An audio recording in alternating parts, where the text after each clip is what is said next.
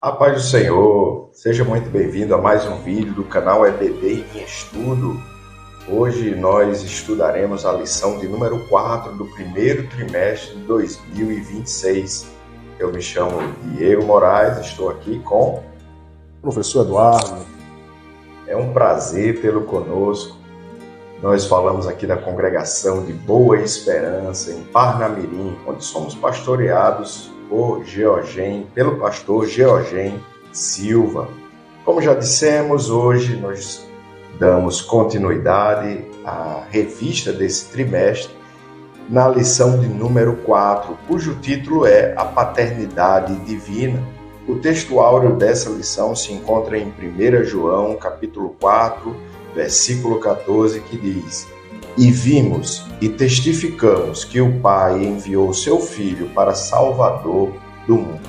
A verdade prática vai nos ensinar nessa lição que a paternidade de Deus é revelada no envio do Filho e na concessão do Espírito, confirmando nossa filiação e aperfeiçoando-nos no amor. A leitura bíblica em classe que você fará na Escola Bíblica Dominical se encontra em 1 João, no capítulo 4, do versículo 13 até o 16. Muito bem, fique conosco até o final e se você puder, já deixa aí o joinha, faça um comentário, deixe sua dúvida, sua pergunta, que nós sentiremos muita alegria em interagir com você. Muito bem, então na introdução da nossa lição de hoje, o comentarista começa dizendo o seguinte: Nesta lição estudaremos como o Pai revela sua paternidade por meio da Trindade. Veremos que esta paternidade é reconhecida na confissão de Cristo e aperfeiçoada em nós, em amor. Então, nessa lição, nós vamos estudar especificamente a paternidade divina. Nós vamos ver as características desse Pai celestial reveladas nas Escrituras Sagradas. O que a Bíblia fala sobre Deus como Pai? O que a Bíblia fala sobre a paternidade, a adoção de eu e você como filhos de Deus? Tudo isso nós vamos ver nessa lição e o comentarista já na introdução deixa claro que esse Pai quer que seus filhos reflitam o seu caráter, cheios do seu amor. Amém. A paz do Senhor a todos. Dando continuidade aqui a esta lição maravilhosa, desse trimestre que estamos estudando sobre a Trindade. E a lição de número 4, nós já podemos ver nas 3 primeiras lições muito, falando a respeito do que é a Santíssima Trindade. E durante todo esse trimestre estaremos aprendendo mais profundamente na Escola Bíblica Dominical a respeito da Santíssima Trindade. E o primeiro tópico desta lição, de número 4, tem por título A Revelação da Paternidade do Pai. E o primeiro subtópico é Definição da Paternidade do Pai. Vamos falar sobre 4 tópicos falando sobre essa revelação da paternidade do Pai. E aí o autor vai dizer que essa paternidade, esse atributo, é concedida à primeira pessoa da Santíssima Trindade. Nós sabemos que a Trindade é o Pai, o Filho e o Espírito Santo. E o intuito dessa lição, como o título já diz, fala sobre a paternidade divina. Então está mais voltado para a primeira pessoa da Santíssima Trindade. Em Efésios capítulo 4, versículo 6, diz: Um só Deus e Pai de todos, o qual é sobre todos e por todos e em todos vós. Nós vamos ver, à medida que vamos estudando a palavra de Deus, vendo a ação de cada uma dessas pessoas da Trindade, o Pai, o Filho e o Espírito Santo, nós vamos ver que Deus, o Deus Pai, ele é mais voltado para o planejamento. Por exemplo, quando a gente vai ver na criação do ser humano ali, do homem, ali no Jardim do Éden, o Senhor vai dizer, Deus vai dizer, façamos, a Santíssima Trindade, façamos o homem a nossa imagem e semelhança. João, quando vai começar a escrever o Evangelho, vai falar que no princípio era o Verbo, e o Verbo era Deus, e o Verbo estava com Deus. E vai dizer que nada do que foi feito sem ele se fez. Então vamos ver que Jesus Cristo ele vai estar aí participando também na execução da criação. Né? O Pai planeja, o Filho executa, e o Espírito Santo, né? que paira ali que concede a vida ali naquele momento da criação.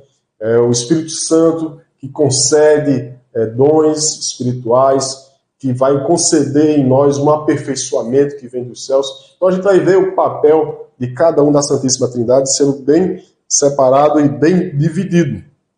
E o nosso Deus Pai é aquele que planeja, é aquele que é soberano, não é, sobre todas as coisas. Então o autor vai dizer, né, ele é o princípio, sem princípio ele não é gerado. Né? João, no capítulo 1, versículo 8, está escrito, Deus nunca foi visto por alguém. O Filho unigênito que está no seio do Pai, este o fez conhecer. Então, quando os discípulos, né, quando Filipe chega para Jesus e fala, mostra-nos o Pai, e Jesus fala, eu estou há tanto tempo convosco e não percebeste, né? Então, através de Jesus Cristo, nós podemos ver a pessoa do Pai na terra, né? O Deus encarnado.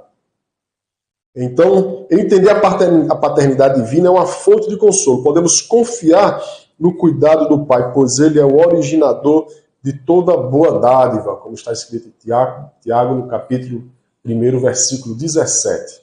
Então, essa é a definição da paternidade, né, do Deus Pai, aquele que está, que assume o papel de planejamento, mas também tem o Filho e o Espírito Santo que juntamente, né, os três em conjunto trabalham em prol do seu reino.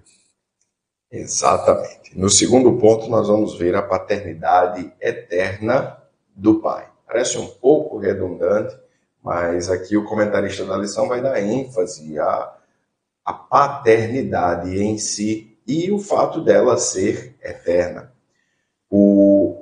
Uma das dificuldades que às vezes temos é tentar entender a natureza de Deus, projetando nele a nossa noção de paternidade, ou a noção humana de paternidade. Nós precisamos entender que os pais terrenos não devem ser projetados no Pai celestial, mas a paternidade celestial foi projetada na paternidade terrena. Esse é o sentido correto, já que Deus é Pai desde a eternidade. Então existe um ponto no tempo, já que antes da criação de todas as coisas, ele já era Pai. Então a Bíblia deixa claro que Deus é Pai desde a eternidade. Jesus Cristo, na sua oração sacerdotal, nos lembra que ele tinha uma glória com o Pai, antes que o mundo existisse. Então, nesse ponto, queridos, é muito importante nós entendermos esse aspecto, de que Deus é Pai desde toda a eternidade, é do seu caráter. E o que temos no plano físico, terreno, né, onde há também paternidade, é, na verdade, um reflexo do seu amor. Um reflexo dessa característica paternal que vem da eternidade para o nosso mundo físico. Então, o comentarista complementa aqui dizendo, não houve momento em que Deus se tornou Pai. O Pai sempre foi Pai, o Filho sempre foi Filho e o Espírito sempre foi Espírito. Isso para que a gente não esqueça de que Pai, Filho e Espírito Santo existem desde a eternidade, que é um ponto anterior à existência do próprio tempo. Amém. Terceiro subtópico, o Pai gerou o Filho. E como o nosso professor Diego bem falou, a gente não pode aplicar esse entendimento limitado humano que nós temos a respeito de gerar, de criar. Né? O título pode gerar talvez um pouco de dúvida. O Pai gerou o Filho. Então, o Pai, em algum momento, ele gerou. Não é bem assim. Né? O Pai, como o nosso professor Diego aqui bem falou, né? Sempre foi o Pai, o Filho sempre foi o Filho, o Espírito sempre foi o Espírito. Então Deus ele tem as suas naturezas, né? A natureza do Pai, do Filho e do Espírito Santo. Então, quando ele fala aqui que o Pai gerou o Filho, é a natureza do Filho que há em Deus. Em João, no capítulo 5, versículo 26, diz: porque como o Pai tem a mesma vida em si mesmo, assim deu também ao Filho ter a vida em si mesmo. Né? Então são pessoas, são naturezas diferentes, mas que ambas são um só em Deus. Então significa que o Deus Pai não recebeu vida de ninguém, ele é autoexistente. O Filho gerado pelo Pai também é autoexistente, porque ambos têm a natureza de Deus, né? Ambos são oniscientes, são onipresentes, são onipotentes, que são os três atributos de Deus. Esses três atributos, eles estão nas três pessoas da Santíssima Trindade, no Pai, no Filho e no Espírito Santo. E o Filho, assim como o Pai, possui vida em si mesmo, isto é, compartilha da mesma natureza divina. Então, como nós, só corroborando o que nós falamos aqui. Em João, capítulo 10, versículo 30, Jesus é bem claro quando ele diz: eu e o Pai somos um. Glória a Deus. Então, Jesus ele fala muitas vezes para os seus discípulos entenderem, para aqueles que estavam à volta entender, que ele estava ali em um corpo humano, mas ele era o Filho de Deus. Ele estava ali como um corpo humano, mas tinha a sua natureza divina. E a gente vai ver Jesus aplicando a sua natureza divina em vários momentos, mas nós estamos aqui voltando mais para o Pai. Quando a gente fala de trindade, a gente quer muitas vezes puxar para um outro atributo, uma outra natureza de Deus, ou do Filho ou do Espírito Santo, mas é para deixar claro que Jesus ele mostra que ele e o Pai, na verdade, são um, a divindade de Deus. Exatamente. E no quarto ponto aqui do primeiro tópico, nós vamos ver o Pai nos concede o Espírito. Um dos versículos chave aqui desse tópico, desse subtópico, esse ponto é Efésios 2, 18, porque por ele ambos temos acesso ao Pai em um mesmo Espírito. E esse ponto é justamente sobre a concessão de Deus, Pai, do seu Espírito, por meio do ministério de Jesus. Uma coisa que precisamos lembrar é que, depois de haver ressuscitado, Jesus sopra sobre os seus discípulos e disse: recebei o Espírito Santo. Estava ali, então, estabelecido que agora, pela graça, haveria uma plenitude do ministério do Espírito Santo, aquele outro consolador. Mas por que falamos sobre isso aqui? O ministério, pelo que nós acabamos de ler, do Espírito Santo, é, entre outras coisas, restaurar o nosso relacionamento com o Pai. Em Efésios 2,18, isso fica muito claro. O Espírito Santo tem assim como outros papéis na vida do cristão, de santificação, consolação, tem também o de restauração, inclusive da consciência de que nós somos agora filhos de Deus. E essa consciência cria em nós o senso de filiação ao Deus paternal. Então o Espírito Santo exerce esse papel fundamental agora de fazer com que nós entendamos que em Cristo Jesus nós recebemos o poder de sermos feitos filhos de Deus. E essa lição é sobre paternidade. E, infelizmente, muitas pessoas não alcançam toda a profundidade da revelação das Escrituras, inclusive nesse aspecto, a de que nós recebemos, queridos, o poder, o privilégio de sermos feitos filhos de Deus. Não é filhos de uma multidão, mas filhos com relacionamento pessoal, em que há comunicação de caráter, amor, justiça, como disse o apóstolo Paulo aos Efésios.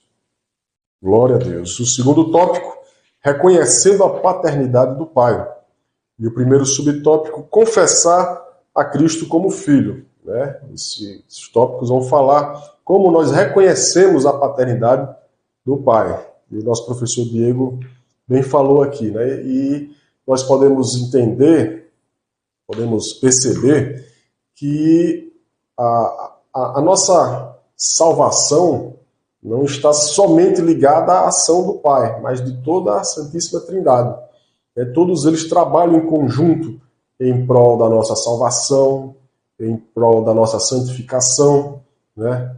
E a gente vê esse trabalho em conjunto agindo, e até mesmo em reconhecer a paternidade de Jesus, a paternidade do Deus Pai, através de Jesus Cristo, confessando a Jesus Cristo como nosso único e suficiente Salvador.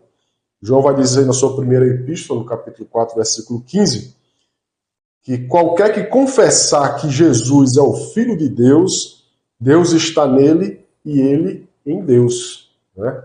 Então, reconhecer que Jesus Cristo ele é o Filho de Deus, nós estamos reconhecendo a paternidade de Deus, né? Do Deus Pai. E passamos a reconhecer essa filiação divina, como o professor Diego bem falou aqui, de Cristo. É mais do que uma afirmação privada, é uma declaração pública de fé que sinaliza que Deus habita no coração do crente. Né? Em Romanos, no capítulo 10, versículo 9, diz, no versículo 9 e 10 diz: a saber, se com a tua boca confessares a Jesus e em teu coração creres que Deus o ressuscitou dos mortos, serás salvo, visto que com o coração se crê para a justiça e com a boca se faz confissão para a salvação. Glória a Deus. Aí a gente vê todo o trabalhar. Né? A palavra também diz que quem convence o homem do pecado, da justiça e do juízo é o Espírito Santo. Né? Então a gente muitas vezes pode falar, evangelizar, muitas vezes falar de Deus para alguém, para uma pessoa, e aquela pessoa endurecer seu coração. Né? Mas a palavra diz também que a fé vem pelo ouvir, e ouvir a palavra de Deus. E aquilo que foi ouvido, que foi falado, que foi evangelizado ali para aquela pessoa, vai ficar ali, o Espírito Santo trabalhando, martelando ali na mente dela, até convencê-lo, né, do pecado, da justiça e do juízo. Convencê-lo que ele precisa de uma transformação. E aí, através de confessar Jesus Cristo, reconhecer que Jesus Cristo é Filho de Deus, o Espírito Santo, né, através do Espírito Santo que me convence disso, porque de nós mesmos nós não seríamos possível, não seria possível para nós, né? Mas esse reconhecimento também é da fé gerada em nós e da transformação que o Espírito Santo concede a cada um de nós. Então que cada crente possa, com o coração cheio de fé e gratidão, proclamar com ousadia: Senhor meu, Deus meu, como está em João, no capítulo 20, no versículo 28, porque assim estaremos reconhecendo a paternidade do nosso Deus Pai. Exatamente. E essa paternidade, queridos, poderia ser uma paternidade, isso sob a nossa perspectiva, uma paternidade problemática, mas não. É uma paternidade santa, é uma paternidade perfeita. E muitas pessoas têm dificuldade de olhar para Deus como Pai por causa de um referencial distorcido de Pai. O Pai que teve na própria vida, às vezes distante, às vezes violento, às vezes impulsivo, colérico. Mas nesse segundo ponto nós vemos a perfeição do amor do Pai. Ele é o Pai por excelência. E ele deixa claro o seu amor perfeito por nós. Veja, Deus não é homem para que minta. E se nas Escrituras está registrado que ele é como um pai, nos Salmos está registrado que assim como um pai se compadece de um filho, assim ele nos ama. Em Isaías, ele se apresenta como aquele que nos amaria, ainda que uma mãe esquecesse dos seus filhos, ele, contudo, não se esqueceria. Ele se apresenta também como pai em Jeremias. Então, o seu amor é perfeito. Amor de pai, amor de mãe, por mais benignos que sejam, não são para comparar com o amor perfeito do nosso Deus. E ele provou o seu amor para conosco, nos amando quando nós ainda éramos pecadores. Veja, inimigos dele, rebeldes. E ele envia o seu filho para morrer por nós nessas condições. Ou seja, ele prova o seu amor para conosco, um amor perfeito. Porque nós não temos absolutamente nada que possamos dar ao Senhor e faça com que ele seja mais completo ou que complete alguma coisa de que ele precise. Mas ele nos ama por causa de quem somos, seus filhos. É como aquele bebê no berço. Ele só faz tirar as noites de sono, né? Mas um pai ama, mesmo naquelas condições em que o sono é difícil, em que acorda às madrugadas, em que tem que prover, mas ama. E não há nada que aquele bebezinho possa oferecer. E assim é só uma referência distante do amor de Deus, que é perfeito por nós. Nós vemos aqui escrito por João, na sua primeira epístola, capítulo 4, versículo 16. E nós conhecemos e cremos no amor que Deus nos tem. Deus é amor, e quem está em amor está em Deus, e Deus nele. Então, muitas pessoas sofrem o ataque do inimigo, o ataque do diabo, dizendo para elas que elas não são amadas por Deus, que porque as coisas não estão como ela pensa que deveriam estar, Deus não as ama. Mas a Bíblia nos deixa claro, e nós acabamos de ler, que nós precisamos ter a certeza absoluta acerca do amor perfeito que Deus nos tem. Ele é o Pai perfeito. Glória a Deus. E o terceiro subtópico, as bênçãos da filiação divina. Nós que somos filhos por adoção, filhos do Deus Pai, por adoção através de Jesus Cristo, o sacrifício de Jesus Cristo na cruz por nós. E aqui o autor da lição ele vai focar em uma dessas bênçãos a respeito do temor, que lança fora todo o temor. E isso se dá através da confiança, do relacionamento pessoal, um relacionamento íntimo que nós acabamos, que acaba sendo gerado dentro de nós através do Espírito Santo e estreita esses laços entre nós e o nosso Deus Pai. E ele cita 1 João capítulo 4, 17, que diz: nisto é perfeito o amor para conosco, para que no dia do juízo tenhamos confiança. Então nós devemos estreitar os nossos laços com Deus, nos chegarmos a Ele, a palavra diz, chegai-vos a Deus e Ele chegará a vós. Então no momento em que nós passamos a ter esses laços mais estreitos, a buscar mais, ouvir mais a palavra, estudar a palavra, orar mais, jejuar, buscar a Deus, alimentar o nosso espírito. Então nós estamos aí cada vez mais aumentando a nossa fé, estamos entendendo a nossa filiação divina em Deus, como filhos de Deus, através de Jesus Cristo. E isso transforma verdadeiramente a nossa vida, a nossa conduta, o nosso entendimento a respeito de todas as áreas da nossa vida, seja no trabalho, na escola, onde nós estivermos, nós possamos falar como o apóstolo Paulo: não vivo eu, mas Cristo vive em mim. Então nós passamos a ter uma vida mais voltada com o entendimento de que somos verdadeiramente filhos de Deus através de Jesus Cristo, e que o Espírito Santo habita dentro de cada um de nós, nos capacitando, nos ajudando e nos orientando. Então, existem muitas bênçãos em entendermos isso, entendermos que somos filhos de Deus. Jesus Cristo ele vai falar muito sobre isso no Sermão do Monte, capítulo 6, no capítulo 7. E no capítulo 6 ele vai ensinar os discípulos a orarem, a jejuarem. E quando ele vai ensinar a respeito da oração, ele fala, mas quando orares, entra no teu aposento e fechando a tua porta, Mateus 6, versículo 6, Ora a teu Pai, que vê o que está em oculto, e teu Pai, que vê o que está em oculto, te recompensará. Ele é teu Pai, Deus é teu Pai, é o meu Pai, é o nosso Pai. Glória a Deus. E Jesus Cristo nos ensina a entendermos dessa forma, a entendermos que Ele é o nosso Pai. No capítulo 7, Jesus ainda vai mais além também, falando a respeito de pedirmos a Deus, né? E no versículo de número 11, ele fala: se vós, pois, sendo maus, sabeis dar coisas boas aos vossos filhos, quanto mais o vosso Pai, que está nos céus, dará bens aos que lhe pedirem. Glória a Deus. Então, nós fomos feitos filhos de Deus, né?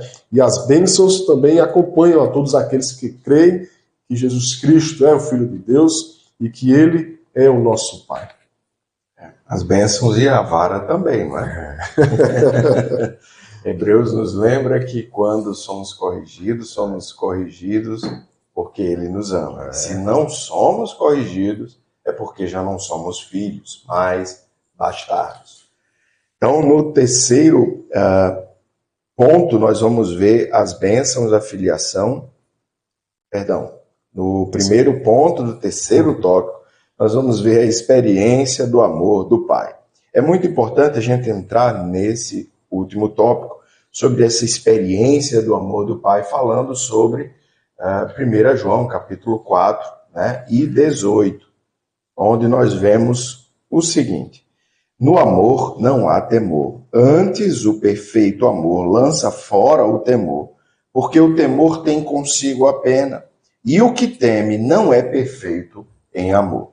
Por quê, queridos? A gente começa falando sobre esse versículo, porque eu pessoalmente já vi ele ser distorcido para dizer que o temor do Senhor é coisa do passado, é coisa do Antigo Testamento, que aqui João está dizendo que quem teme a Deus não tem em si o amor perfeito. Mas não é isso que está sendo dito. Paulo também usa esse mesmo recurso, né, em Romanos. E o que João está dizendo, vamos ter cuidado para não distorcer a palavra de Deus. O que está sendo dito aqui é que o amor perfeito não lança fora o temor do Senhor, mas lança fora o medo da punição. O medo da punição. Ou seja, um relacionamento com medo e muito mais preocupado com as punições do que com a relação entre pai e filho. É isso que João, o apóstolo do amor, está dizendo. Ele está dizendo que quando o amor de Deus é aperfeiçoado em nós, não é que o temor do Senhor é lançado fora. Pelo contrário, Jesus nos assevera dizendo: temam antes a Deus, que pode matar esse corpo e lançar o espírito no inferno. O temor do Senhor é coisa do Antigo Testamento, é fundamental no Novo Testamento e vai ser para sempre. Ele é Pai, Ele é eterno e nós somos seus filhos, criaturas. Então, é importante de falarmos sobre isso. O amor aperfeiçoado em nós vai lançar fora o temor da punição e vai nos fazer amar os caminhos do Senhor, não por causa da punição, mas por causa dos benefícios. É isso que João está tentando falar e nos fala através de todo o capítulo 4. O amor do Senhor precisa ser aperfeiçoado em nós. E é sobre o que fala o primeiro ponto. O amor é aperfeiçoado no crente. Veja o que diz o comentarista aqui no início desse ponto. O aperfeiçoamento do amor em nós é obra do Espírito.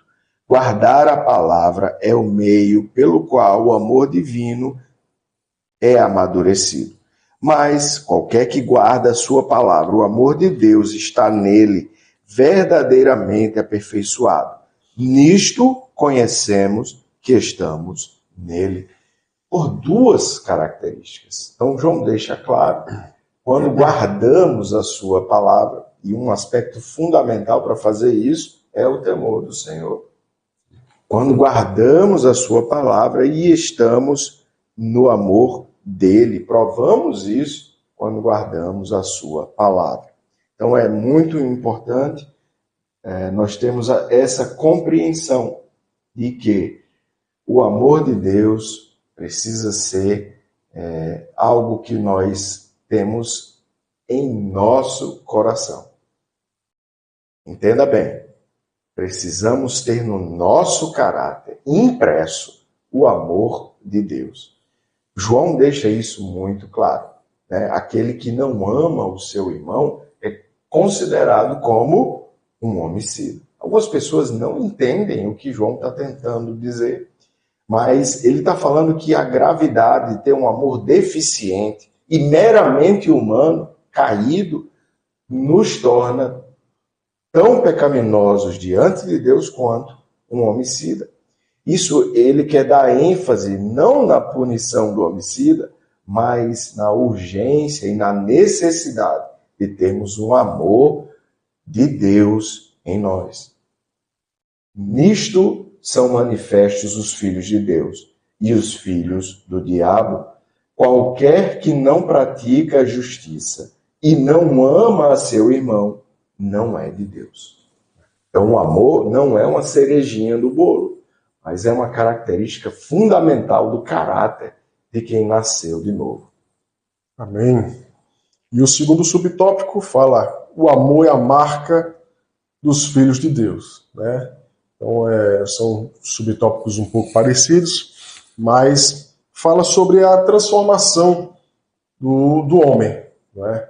A gente vai ver que na Bíblia, quando a gente vai falar sobre amor, nós vamos ver que no grego é utilizado 3 formas de amor, né? O amor eros, o amor ágape e o amor philos, né? Ou filéu, que é o amor fraternal. O amor eros é o amor do homem para com a mulher, e o amor ágape é o amor de Deus, o amor que Deus coloca no coração do homem, pode transformar as nossas vidas, né? E é uma marca que tem que ter no nosso coração, na nossa vida cristã, né? E Jesus Cristo ele fala, né? Nisto conhecereis que sois meus discípulos, se amardes uns aos outros. Então o amor é a marca registrada. O apóstolo Paulo vai falar aos Gálatas no capítulo 5, versículo 22, a respeito do fruto do Espírito, né? Que tem 9 atributos nesse fruto. E vai falar que é o amor, a alegria, a paz, a longanimidade, a benignidade, a bondade, a fé, a mansidão e o domínio próprio. Então são os atributos desse fruto do Espírito. E o primeiro, né, desses frutos é o amor. Então o amor é uma marca registrada. O apóstolo Paulo também escreve muito bem aos Coríntios, 1 Coríntios capítulo 13, né, acerca do amor. Ainda que eu falasse a língua dos homens e dos anjos e não tivesse amor, nada seria, né? E o apóstolo João também fala em sua primeira epístola, capítulo 4, versículos 7 e 8. Amados, amemo-nos uns aos outros, porque o amor vem de Deus, e todo aquele que ama é nascido de Deus e conhece a Deus. Quem não ama não conhece a Deus, porque Deus é amor. Então, o amor é uma marca registrada, né? O jovem rico, quando chega até Jesus e fala: bom mestre, o que eu preciso para herdar a vida eterna, né? E Jesus dá logo uma cortada nele, né? Quem me chama mais de bom, né? Bom é o Deus Pai que está nos céus. Então a gente vai ver que esse amor é uma das características de Deus e é o próprio Deus, né? O apóstolo João ele é bem enfático em dizer que Deus ele é amor, e quem não ama não conhece a Deus. Então é uma marca que deve haver no coração de todo aquele que realmente foi transformado pelo amor do nosso Deus, pelo sacrifício de Jesus Cristo e pelo convencimento e a transformação através do Espírito Santo. Exatamente. Eu gosto desse exemplo, né, do que Jesus falou para o jovem ali naquele momento, que deixa claro para nós que Deus não está em busca de bajuladores. E, infelizmente, alguns estão com uma visão cristã de que se bajular Deus o bastante, então ele vai ser abençoado, né? E, na verdade, não é disso que se trata. Não é das obras, né? De maneira nenhuma. Deus não está buscando bajuladores, Ele está buscando adoradores. E o adorador entende o caráter e a essência do relacionamento pai e filho, que não é baseada em bajulação, mas num amor sincero, incondicional.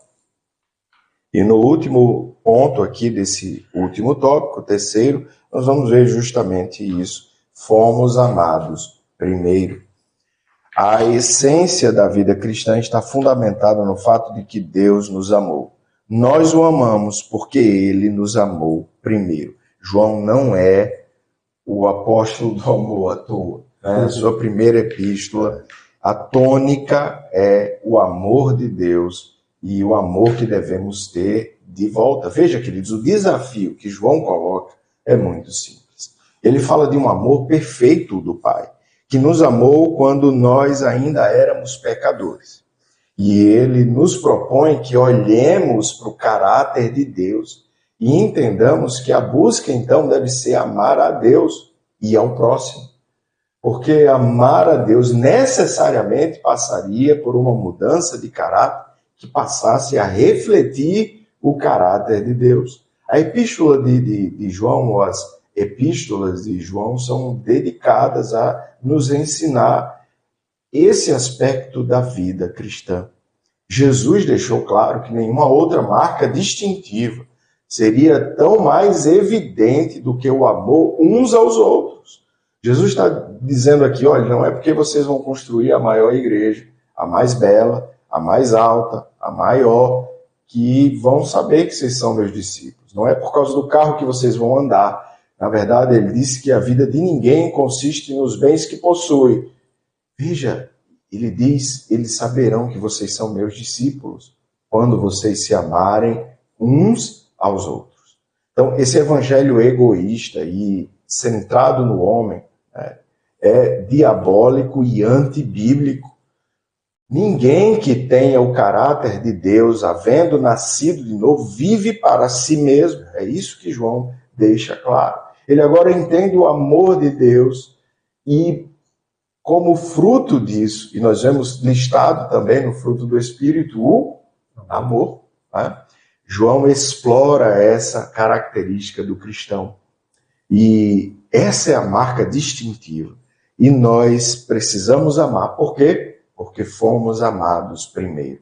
A primeira introdução da graça, ou no Novo Testamento, acerca desse relacionamento que agora ganha, que agora tem na revelação mais plena do Novo Testamento, os contornos bíblicos da revelação agora ficam mais claros no Novo Testamento. Jesus começa falando sobre eles para justificar esse amor, quando ele fala que fomos perdoados de uma dívida que jamais poderíamos pagar, na parábola daquele servo e do rei. E aquele servo sai da presença do rei e não perdoa seu irmão. Então, Jesus coloca ali, estabelece ali o porquê que o amor é uma exigência moral e ética do Novo Testamento. É porque Deus nos amou primeiro. É porque Ele enviou seu Filho para morrer por nós e fez isso quando olhou para nós e nos amou, sendo nós ainda seus inimigos. É por isso que Jesus pede algo que Ele já fez quando nos diz: amem os seus inimigos. Amem aqueles que vos perseguem. Então, é uma marca distintiva do cristão que devemos buscar. As nossas orações devem estar centradas no alinhamento dos nossos corações com a vontade de Deus, queridos. E amar assim só por obra do Espírito Santo. O comentarista conclui aqui dizendo: antes da nossa redenção, houve uma cruz sangrenta preparada por amor. Desse modo, espera-se que a postura cristã seja uma resposta agradecida a esse amor imerecido. Eu concluo levando essa reflexão para o momento em que Paulo diz que o amor de Deus nos constrange. Glória a Deus. Ele nos constrange. É disso, queridos, que fala o apóstolo João também. Amém. Então concluímos aqui a nossa lição do número 4, que fala sobre a paternidade divina, né? E essa paternidade ela é revelada, como o autor bem fala aqui, de forma plena na ação conjunta da Trindade. Então, o conjunto, né, da Trindade, do Pai, do Filho e do Espírito Santo, ambos os três, né, trabalham em conjunto, mostrando para nós o caminho que nós devemos seguir, né? E através do agir de cada uma das pessoas da Trindade, né? Começando a partir do Pai, do planejamento do Pai, da execução do Filho, né? E da ajuda do Espírito Santo. Então nós podemos ter uma relação sólida e paterna com o nosso Deus, o Deus Pai. Quando confessamos a Cristo, amamos porque fomos amados primeiro, né? Existe um ditado aí fora que cada um dá o que tem, né? E se a pessoa não dá amor, é porque ela não tem amor. Mas quando ela conhece verdadeiramente a Jesus Cristo, ao Deus Pai, o Espírito Santo passa a agir dentro daquela forma, ela vai aprender a amar, porque ela vai saber o que é o verdadeiro amor. O amor de Deus, né? Como diz lá em João 3,16, que amou o mundo de tal maneira tão grande que não há palavras para descrever o tamanho desse amor, que deu o seu Filho unigênito, para que todo aquele que nele crê não pereça, mas tenha a vida eterna. Então esse amor transforma a nossa vida e faz com que nós passemos esse amor adiante. E assim somos reconhecidos como filhos de Deus, né? Quando nós amamos uns aos outros. Então a nossa identidade como filhos de Deus é firmada em sua iniciativa soberana e amorosa, garantindo-nos a plena confiança para o dia da eternidade e ajudando-nos a refletir o amor do Pai ao mundo. Então nós somos, né, como dizia o pastor Billy Graham, nós somos a Bíblia que o mundo lê. O mundo aí não costuma ler a palavra de Deus, a Bíblia Sagrada, mas através das nossas vidas, uma vida plena diante do Senhor, uma vida verdadeiramente transformada, as pessoas vão ver em nós algo diferente, algo que somente Deus, né, concede a cada um de nós. E esse amor é a marca-chave, a marca principal que pode ser vista através da minha e da sua vida. Amém? Professor Diego, quer falar mais alguma coisa para concluir? Sim, que você deixe o seu joinha, deixe um comentário, faça uma pergunta, interaja conosco, nós teremos o maior prazer em interagir com você. Se você ficou até aqui, não se esqueça de também subscrever no nosso canal. Nos vemos numa próxima oportunidade, se Deus quiser. Deus abençoe. Deus abençoe a todos.